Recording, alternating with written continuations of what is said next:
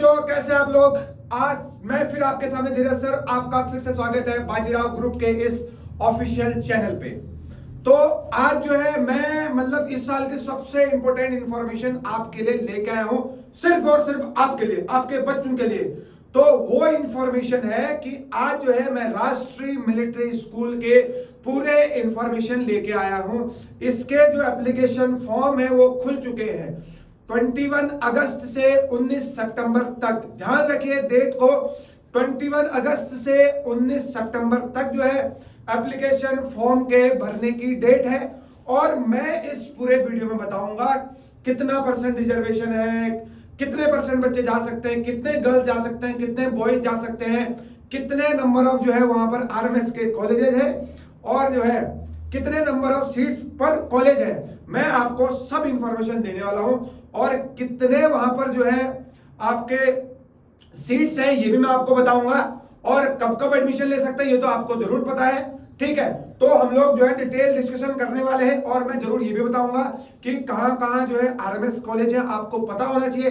Total RMS colleges जो है वो 5 है पूरे ऑल इंडिया में। 2 अजमेर में है, 2 आपके बेंगलोर में हो गए, और 1 हिमाचल में हो गया। ठीक है, तो इसी सिलसिले को आगे बढ़ाते हुए यहां पर सिलेबस के बारे में भी आपको बताऊंगा, और पूरे डिटेल इंफॉर्मेशन मैं आपको देने वाला हूं।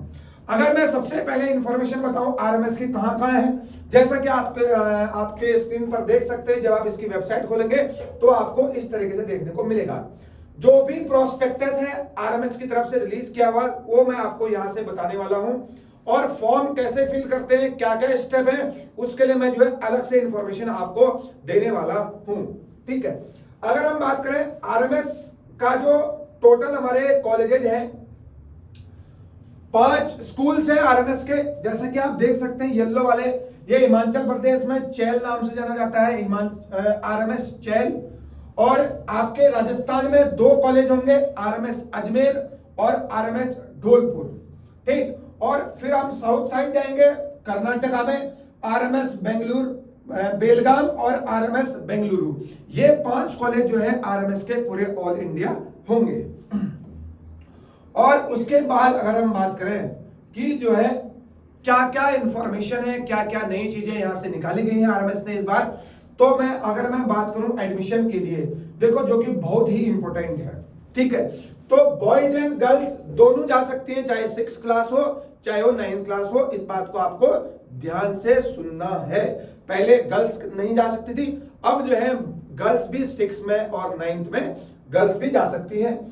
यहां पर जैसा कि दिया गया है online submission of application form जो है 8th और 6th और 9th क्लास के लिए 21 अगस्त 2024 से 19 सितंबर 2024 तक आप इसको भर सकते हैं। हालांकि जो है आगे इसके डेट जो है एक्सटेंड होने की चांस है कि जब आप फाइनल 10-15 दिन और पढ़ेंगे।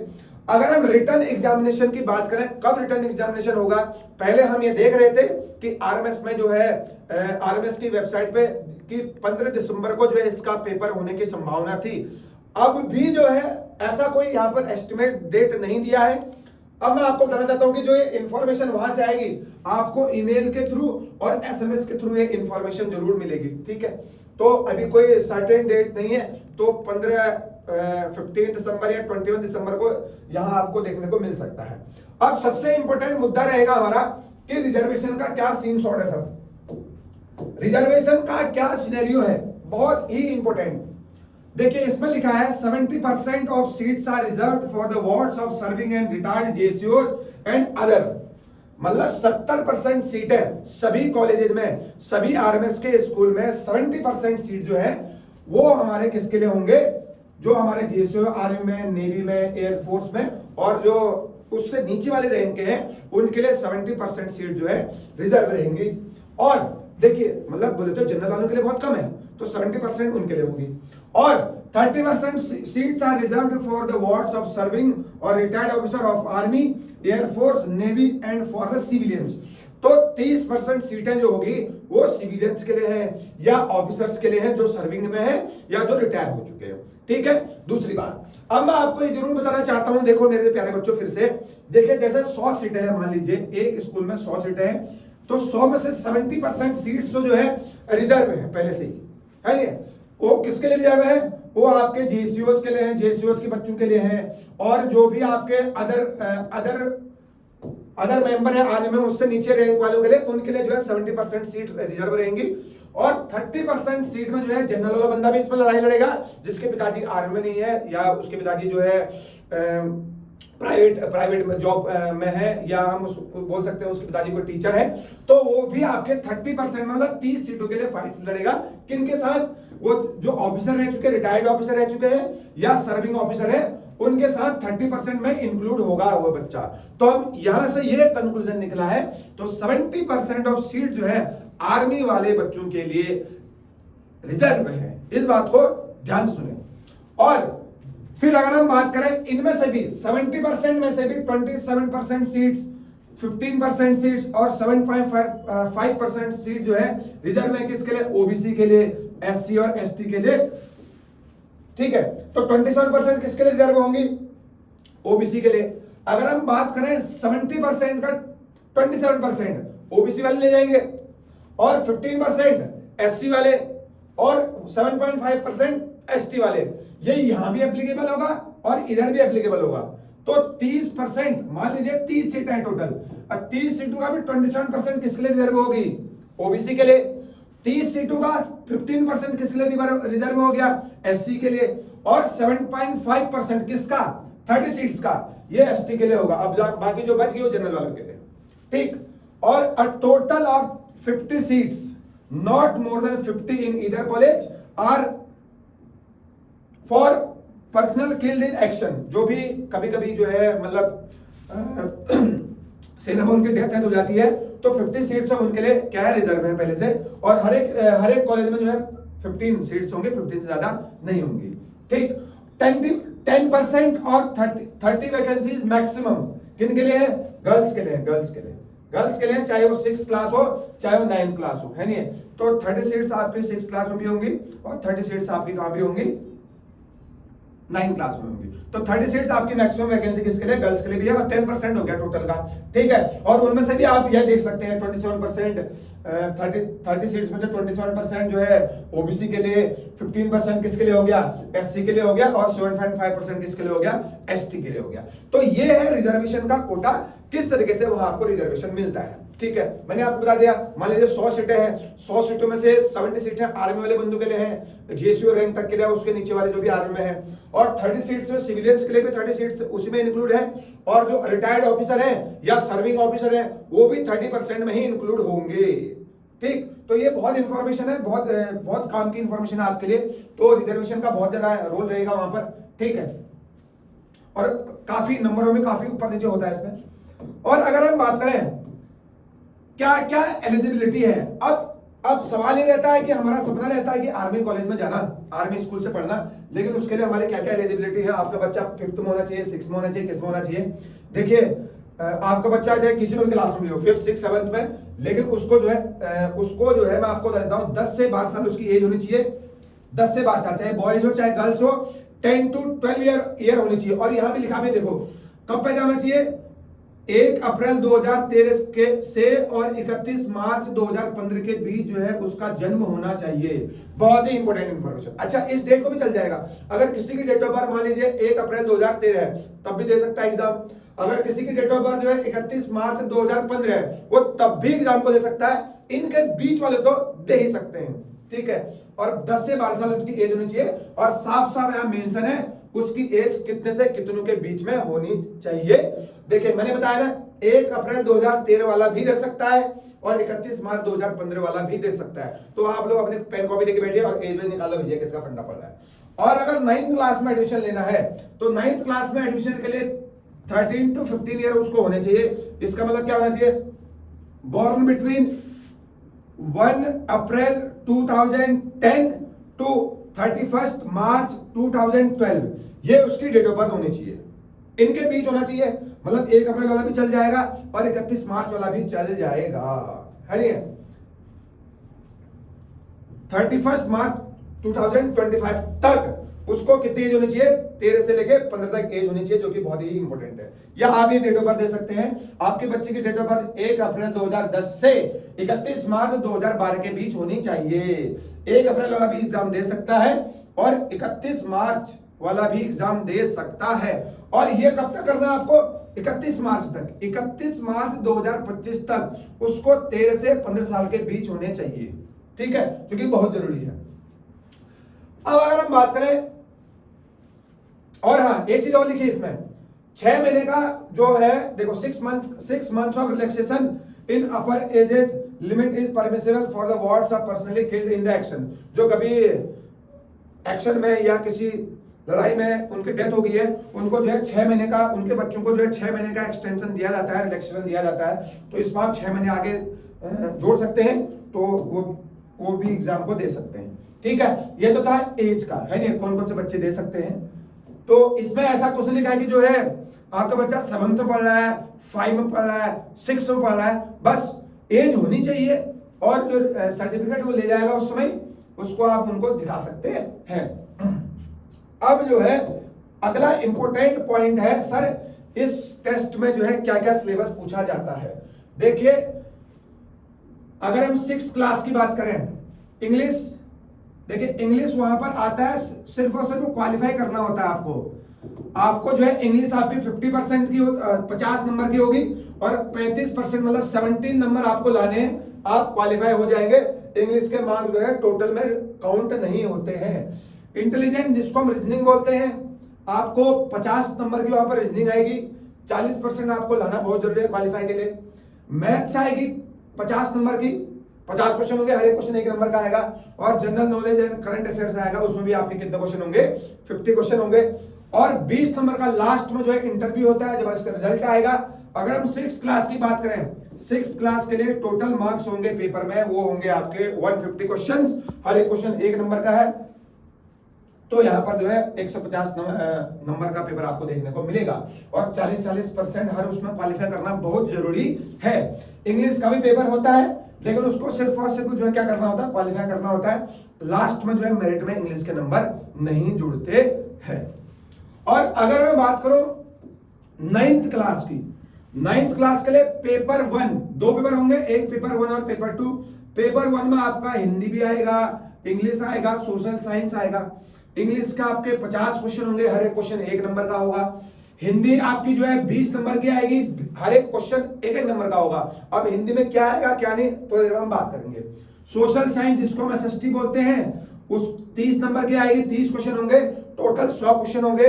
तो पेपर 1 जो है आपका कितने नंबर का होगा? 100 नंबर का होगा। और आपको कम से कम 50 नंबर तो लाने हैं क्वालिफाई करने के लिए। नहीं, हर एक उसमें जो है, हर एक उसमें लाने की जरूरत है आपको। टोटल आपको 50 नंबर लाने हैं, 50% लाने हैं, तीनों को मिला के, है नहीं? ऐसा नहीं कि आपके हिंदी में कम आ गए, ऐसा नहीं, हिंदी में 10 नंबर लाने, ऐसा जरूरी नहीं है। बट आपके 100 में से 50 नंबर आने चाहिए आगे, एक स्टेज आगे जाने के लिए। अगर पेपर 2 की बात करूं भाई लोगों, मैथ्स 50 नंबर की 50 क्वेश्चन होंगे और साइंस भी जो है 50 क्वेश्चन होंगे 50 नंबर के, और ये भी आपका टोटल 100 नंबर का होगा, 100 क्वेश्चन होंगे। इसमें भी आपको जो है कम से कम 50% नंबर लाने बहुत जरूरी है क्वालिफाई के लिए। और ये आपका आरएमएस का जो पेपर होगा, रिटन एग्जाम, ये आपका जो है 200 नंबर का पेपर होने वाला है। 200 नंबर का पेपर होगा और लास्ट में जब आप मेरिट में निकल जाएंगे, इंटरव्यू के लिए आपको बुलाया जाएगा, तो 50 नंबर का इंटरव्यू भी होगा और टोटल आपकी जो मेरिट लगेगी फाइनल में, वो आपकी 250 से लगेगी। और यहां पर जो लगेगा आपका, वो लगेगा आपका 170 में से। 150 नंबर का आपका पेपर हो गया और 20 नंबर का जो आपका लास्ट में क्या होगा, क्या होगा? इंटरव्यू होगा, ठीक है। तो टोटल मेरिट कितने से बनेगी आपकी? 170 से बनेगी। अब जो है मेन मुद्दा ये है हमारा, सर सिलेबस क्या रहेगा? सर सिलेबस के बारे में भी आप हमें बता दीजिए। तो मैं आपको ये बताना चाहता हूं, जो भी बंदा जो है 6th क्लास के लिए आरएमएस का पेपर देगा, उसका जो सिलेबस आएगा वो आएगा 5th क्लास का, जो उसने पढ़ा होगा। क्या लिखा देखो, written test will be generally be of 5th class, किसके लिए? 6th के लिए। और 8th क्लास का सिलेबस किसके लिए आएगा? 9th क्लास के लिए आएगा, है नहीं? और क्वेश्चन पेपर जो है हिंदी और इंग्लिश दोनों में आपको देखने को मिलेगा, ठीक। तो इसका मतलब क्या हुआ, जो बच्चे 6th क्लास का एग्जाम देंगे, 5th में आपने मैथ्स पढ़ा होगा, बिल्कुल सर पढ़ा है सर। इंग्लिश आपने पढ़ी होगी, बिल्कुल सर पढ़ी है। और आपकी जीके आपने पढ़ी होगी सर, बिल्कुल पढ़ी है, और करंट अफेयर आपने पढ़ा है, वो भी पढ़ा होगा, और इंग्लिश ग्रामर आपने पढ़ा होगा। एक सब्जेक्ट आपको और है रीजनिंग, इसमें आपको प्रैक्टिस करनी पड़ेगी। तो मैथ्स 5th क्लास की ही आएगी वहां पे, ऐसा नहीं कोई आपको भयंकर सवाल दे दिया जाएगा, ऐसा नहीं है। तो जो बंदा 6th के लिए एग्जाम देगा उसका सिलेबस 5th क्लास का होगा, बिल्कुल साफ मेंशन है यहाँ पे। और इंग्लिश ग्रामर आपकी 8th क्लास में जो है, मैथ्स आपकी 8th वाली होगी, एसएसटी आपकी 8th वाली होगी, और साइंस आपका 8th वाला हो गया। जो भी 8th क्लास में आप लोग पढ़ रहे हैं ना, तभी हम बोलते हैं उस चीज को आप ध्यान से पढ़िए, ध्यान से। अगर आप उसको ध्यान से पढ़ेंगे तो आपका सिलेक्शन जरूर होगा, जरूर होगा। तो 9th क्लास के लिए जो भी सिलेबस है, जो बच्चे 9th क्लास का एग्जाम देना चाहते हैं, 8th क्लास का अपना सिलेबस को 10, 15, 20, 30, 50 बार पढ़िए, सिलेक्शन आपके जेब में होगा। और अगर हम बात करें 6th क्लास के लिए, 6th क्लास के लिए जो भी बच्चे प्रिपरेशन कर रहे हैं, अपना 5 क्लास 5th का सिलेबस जो है डिटेल में पढ़ लीजिए, आप बहुत बार पढ़ लीजिए, तब तुम्हारा सिलेक्शन हो जाएगा। और इसके बाद भी जो है हम लोग डिटेल में डिस्कशन करेंगे, सिलेबस के बारे में हो गया, वगैरह चीजें, सब चीजें के बारे में डिस्कशन हम लोग करेंगे। अब देखो भाई, अगर हम बात करूं, अगला पॉइंट है रिजल्ट सर, इंटरव्यू का। जब भी आप जो है आरएमएस का पेपर आपने क्वालिफाई किया, आपका बस लेटर आएगा घर पे, या ऑनलाइन आपका जो है नेट पर सर्च करेंगे तो नाम आ जाएगा, नंबर नहीं बताएंगे वो लोग। तो जब आप क्वालिफाई कर जाएंगे नेक्स्ट स्टेज के लिए, फिर जो है आपका इंटरव्यू होगा। क्या होगा? इंटरव्यू होगा, बहुत ही इंपॉर्टेंट। इंटरव्यू के बाद फिर क्या होता है? मेडिकल होता है। समझ में आया नहीं है? तो मेरिट लिस्ट आएगी, फाइनल सिलेक्शन होने के बाद जो है मेरिट लिस्ट आएगी। उसके बाद देखिए, अगर हम फीस का भी कुछ अगर फंडा रहता है, मैं आपको बता देता हूं फीस का क्या फंडा रहेगा, कितनी फीस आएगी और कितना क्या रहेगा। देखिए यहां लिखा है OR and their equivalents in the navy army including ex serviceman, ex serviceman को छोड़ के, है नहीं है? यहां पर उनकी फीस जो है 12,000 पर मंथ रहने वाली, पर ईयर रहने वाली है नहीं है? और आपको ये वन टाइम इसको पे करना है 12,000। ठीक, अगला JCOs and their equivalent in the navy and including ex serviceman. अच्छा ये इंक्लूडिंग है, ये इंक्लूडिंग भी है। तो इनकी फीस जो है कितनी रहने वाली है? इनके बच्चों की फीस 18,000 रहने वाली है। और अगर हम बात करें ऑफिसर्स ऑल 3 सर्विसेज, इनकी फीस कितने रहने वाले हैं? 32,000 रहने वाली है इनकी फीस। और जो सिविलियंस हैं उनकी फीस कितनी रहने वाली है? 51,000 रहने वाली है। जो सिविलियंस होंगे उनकी फीस जो है 51,000 होगी। जो ऑफिसर्स हैं तीनों सर्विसेज में इंक्लूडिंग रिटायर्ड, जो रिटायर्ड ऑफिसर भी होगा, उसकी फीस, उनके बच्चों की फीस भी 32,000 पड़ने वाली है। और बाकी की जो है जेसीओस और उनके इक्विवेलेंट जो भी नेवी में है, चाहे वो एयरफोर्स में है, उनकी फीस जो है, उनके बच्चों की फीस जो है 18,000 पड़ने वाली है। और अगर जो भी अदर सिपाही लोग हैं, चाहे वो एक्स सर्विसमैन ही क्यों ना हो, उनकी फीस भी जो है 12,000 पर ईयर पड़ने वाली है, जो कि बहुत ही इंपॉर्टेंट है, इसको आप लोग देख सकते हैं। अच्छा, SC ST कैटेगरी के जो भी बच्चे हैं, उनकी फीस जो है 25% of the fees paid by the respective category. मतलब हर एक उसमें जो है, मान लीजिए SC वाले इधर हैं, इधर भी SC वाले ST वाले हैं, यहाँ भी ST SC वाले हैं, आपको सिर्फ और सिर्फ जो है टोटल फीस का 25% जो है आपको सबमिट करना है, बाकी आपकी फीस भी यहां पर माफ है। ठीक है, चाहे इधर कोई SC SC वाला ST वाला है, इधर भी ST SC वाला है, तो इसका आप 25% निकाल सकते हैं। इधर भी ST SC वाला है, इसका आप 25% निकाल सकते हैं। कोई सिविलियन ST SC है तो भी 51,000 रुपए आपको फीस नहीं पड़ेगा। 51,000 का आप लोग 25% निकाल सकते हैं, उतना ही फीस आपको वहां पर जमा करना है। ठीक, और दूसरा एक चीज और लिखा है, the words of the service officer ensures killed in the action are entitled completely exemption from the tuition fees and other fees। मतलब उसको उसकी वहां पर फीस जो है फ्री होगी सब। ठीक है, अगला कुछ वहां पर एग्जाम होते हैं, जब आपका बच्चा जो है आरएमएस में जाएगा तो वहां पर कुछ एग्जाम होते हैं स्कॉलरशिप वाले, तो तब भी जो है फीस में कम ज्यादा होता है, मतलब ज्यादा तो नहीं, तब भी फीस जो है कम हो जाती है। तो यहाँ पर डिटेल में इंफॉर्मेशन दिया है, इसके बारे में हम लोग बात करेंगे। एक चीज और दिया है, पॉकेट मनी। जब आप अपने बच्चे को वहां भेजेंगे तो उसके जेब में 10,000 रुपए डालना बहुत जरूरी है। मतलब उसका एक कार्ड बनेगा, उसमें कम से कम 10,000 रुपए होने चाहिए, मतलब मिनिमम आपको 10,000 रुपए डिपोजिट कर रहे हैं। और यहाँ पर एक चीज और लिखा है, it is mandatory to maintain balance of 4,000 रुपया, मतलब उसके जो वॉलेट उसका जो कार्ड बनेगा उसमें कम से कम 4,000 रुपये होने बहुत जरूरी है। ठीक, कम से कम 4,000 रुपये होने बहुत जरूरी है। देखिए अगला लिखा लीव वाला पॉइंट। लीव का मतलब है अगर आप ये चाहेंगे आपका बच्चे का सिलेक्शन हुआ जैसे वहां पर, आप अगर चाहेंगे कि आपके बच्चा कभी छुट्टी आ जाए, दिवाली में घर आ जाए, होली में घर आ जाए, लेकिन ऐसा होगा नहीं। कभी भी आप अपनी मन मर्जी से भी आप लोग बच्चे को नहीं ला सकते हैं। अगर हम स्कूल रूटीन की बात करें देखिए अगर आपका बच्चा जैसा कि आपका सपना है कि आरएमएस के कॉलेज में पढ़े, तो ये आपके बच्चे का रूटीन रहने वाला है। 6 बजे बंदा उठेगा, मतलब उससे पहले उठेगा, तो 6 बजे से लेकर 6:30 बजे तक उसकी फिजिकल ट्रेनिंग चलेगी, एक्सरसाइज करेगा। उसके बाद 7:30 बजे से 8 बजे तक ब्रेकफास्ट करेगा। 8:30 से 8:50 मॉर्निंग असेंबली होगी उसकी। 8:50 से लेकर 1:30 PM, मतलब दिन के 1:30 बजे तक, 8:50 से 1:30 बजे तक उसकी जो है क्लासेस चलेंगी, सुबह के एकेडमिक क्लासेस चलेंगी। फिर 1:45 से 2:15 तक वो लंच करेगा, बिल्कुल बढ़िया वाला। 2:15 से 4 बजे तक जो है फिर से उसका क्वाइट पीरियड चलेगा, उसमें उसको बिल्कुल जादू सिखाते हैं वहां। दूसरा 4 बजे से लेकर 5:30 बजे तक उसके गेम्स होंगे, क्लब्स गेम्स होंगे, इंडोर गेम्स होंगे। उसके बाद 6 बजे से आधा घंटा हो गया, 6 बजे से लेकर 8 बजे तक इवनिंग प्रिपरेशन चलेगी उसकी, थोड़ा बहुत पढ़ाई करेगा।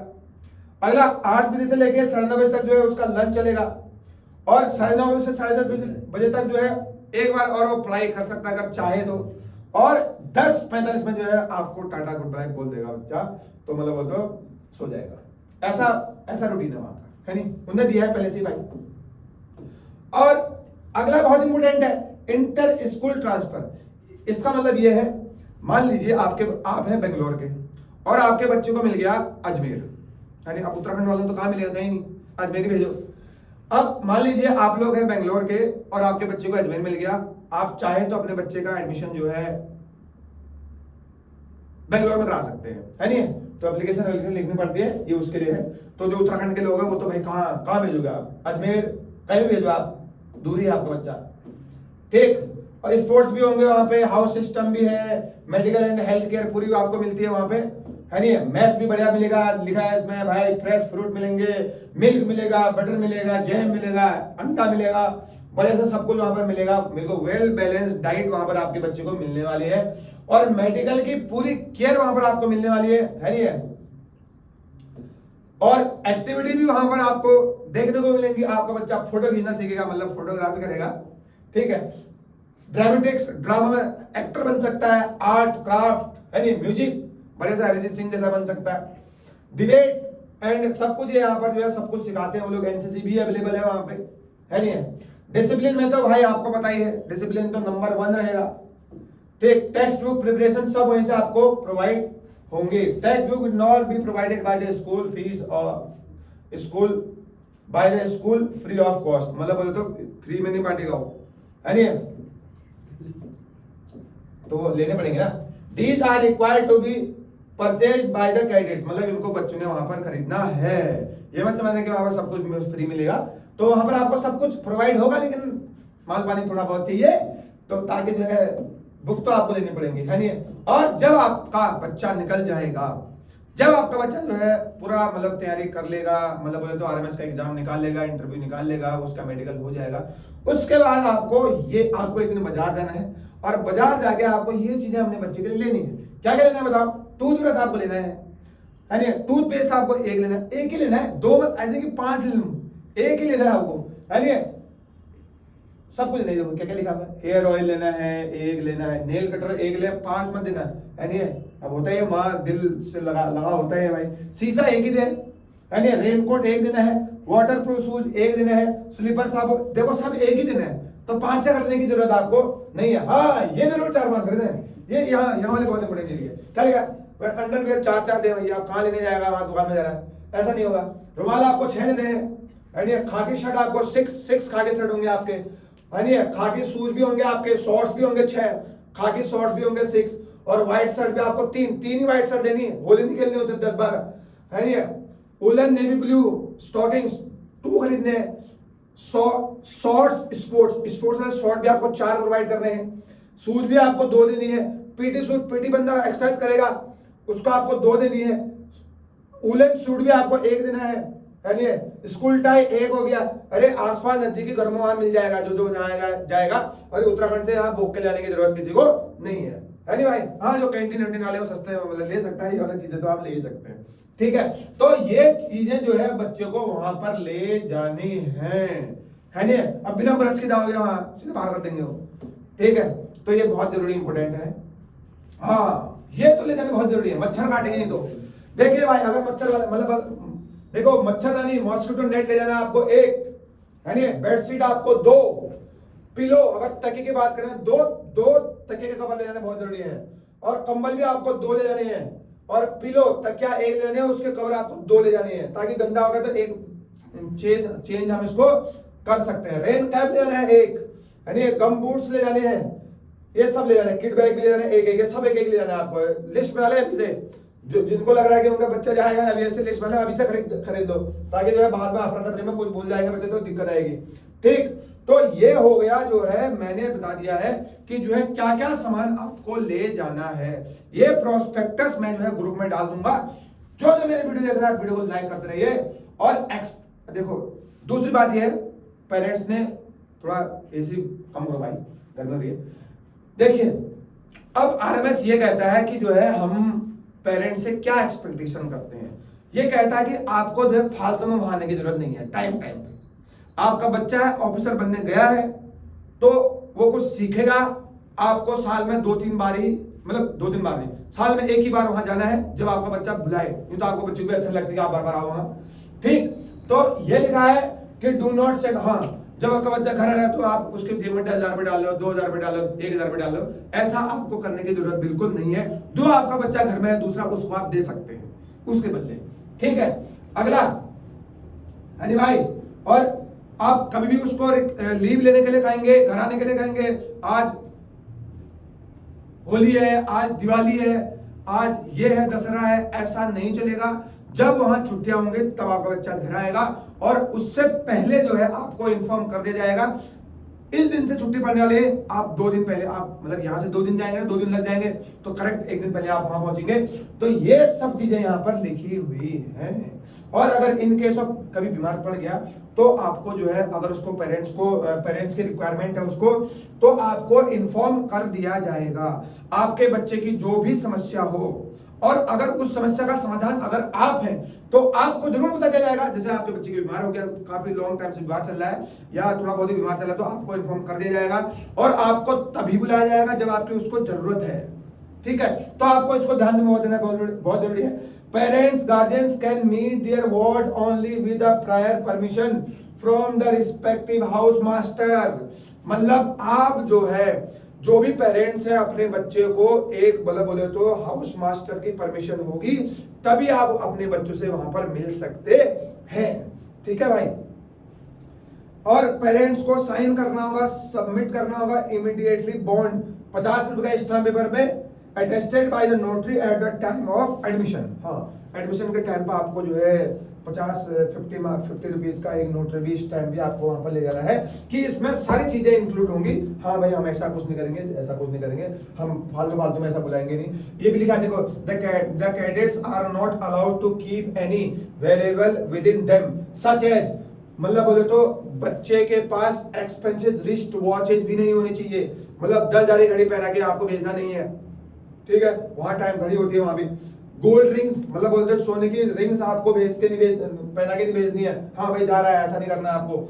And gadget such as mobile, laptops, camera, pen drives, ATM cards, ऐसा कुछ भी आपको देने की जरूरत नहीं है। लैपटॉप भी नहीं भेजना है, लैपटॉप तो भेजना ही नहीं है, मोबाइल तो देना ही नहीं कभी, ठीक है। ऐसा कुछ आपको वहां पर देने की जरूरत नहीं है नहीं।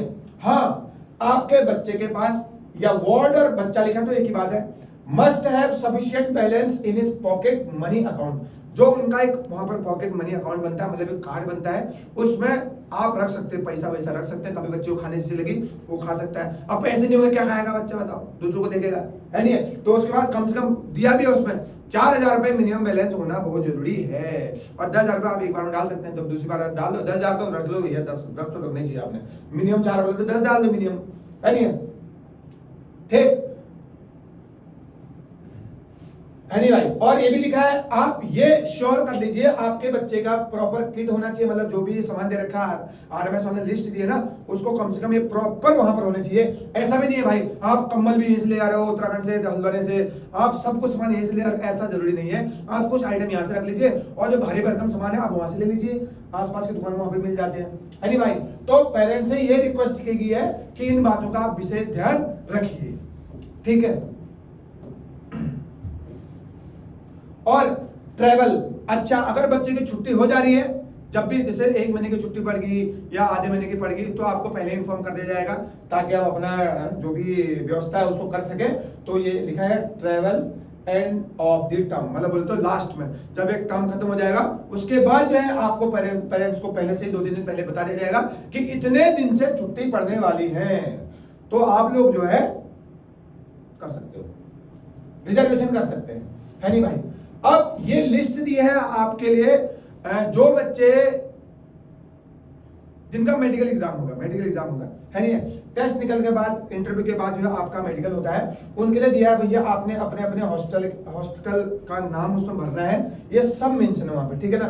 तो जो जहां पर आप फॉर्म भरने जाएंगे वो उनके पास लिस्ट होनी चाहिए। तो उत्तराखंड वालों का तो नजदीक पड़ता है, हल्द्वानी का नजदीक पड़ता है बरेली में, है नहीं, तो बरेली का भी ऑप्शन दिया है, जोनल हॉस्पिटल के अंदर आएगा। और बरेली कहां पर है, ये है, ये सेंट्रल कमांड 64 नंबर है, सेंट्रल कमांड 64 नंबर है, तो वहां पर आपको फिल करना पड़ेगा at the time of submission of the application form, ठीक है। और आप देख सकते हैं खूबसूरत सा चैल का बर्फ से भरा हुआ आरएमएस चैल, राष्ट्रीय मिलिट्री स्कूल चैल, तो कितना बढ़िया लग रहा है, ये सामने ये बर्फ लगता है, रोज ही बर्फ ही होती है। अगला उसके बाद हम बात करें आरएमएस अजमेर, ये अजमेर है, कहां गया अजमेर, ये अजमेर है, आरएमएस अजमेर, राष्ट्रीय मिलिट्री स्कूल अजमेर, ये ऐसा दिखता है। इसमें हमारे बच्चे गए हैं, पिछले बार भी 2 बच्चे गए हैं, उसके बाद पिछले बार भी बच्चे गए हैं हमारे, तो मिल जाएंगे, अगर आपके बच्चे यहाँ गए तो मिल जाएंगे हमारे बच्चों को, और आप पेरेंट्स भी आपस में मिल सकते हो। और ये बेलगाम है, आरएमएस बेलगाम, देखो कितना बढ़िया कॉलेज है, आरएमएस कॉलेज राष्ट्रीय मिलिट्री स्कूल, ये भी बेलगाम बेंगलुरु है, बेंगलुरु का है, आरएमएस बेंगलुरु, आरएमएस बेंगलुरु। ये धौलपुर का आरएमएस धौलपुर, इधर है राजस्थान, ठीक है।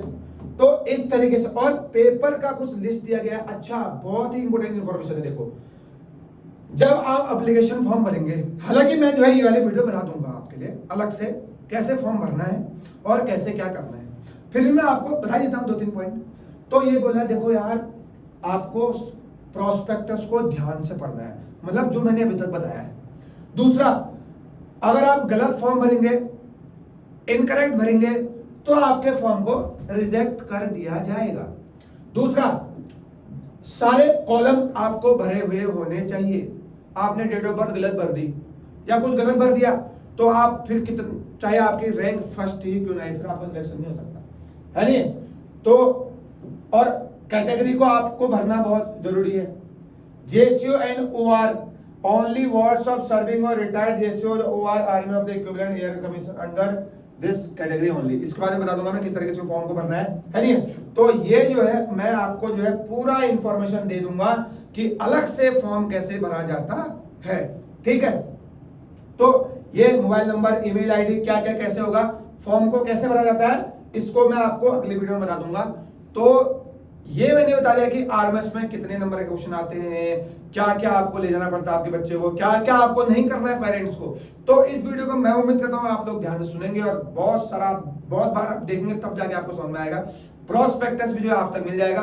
तो अगली वीडियो में वो ज्यादा इंपॉर्टेंट है, फॉर्म को कैसे भरना है। और एक चीज मैं आपको बताता हूं, आप सभी पेरेंट्स लोग एक ईमेल आईडी बना लीजिए, और ईमेल आईडी ऐसी होनी चाहिए जिसका मैसेज आपके पास आता हो, ओटीपी आता हो। वो ईमेल आईडी नहीं तो फॉर्म भरने में बहुत बड़ी गलती हो सकती है। आपने गलत तरीके से क्या डाल दिया, ईमेल आईडी डाल दी दूसरी वाली, तो क्योंकि आपका लास्ट में एडमिट कार्ड भी ईमेल आईडी से ही खुलता है। पिछली बार बहुत सारी समस्याएं देखने को मिलती बच्चों के द्वारा, बच्चों को बहुत समस्याओं का समाधान करना पड़ा था। तो मैं आपको रिक्वेस्ट कर रहा हूं, फोन नंबर ऐसा हो कि जिसमें जो है मैसेज आता हो। दूसरा, ईमेल आईडी आपको इस तरीके से लेनी है जिसमें आपको एक रनिंग में ईमेल आईडी हो, ताकि जो है आपकी बच्चे को एप्लीकेशन फॉर्म भरने में कोई समस्या नहीं आती हो। इन दो बातों का विशेष ध्यान देना है।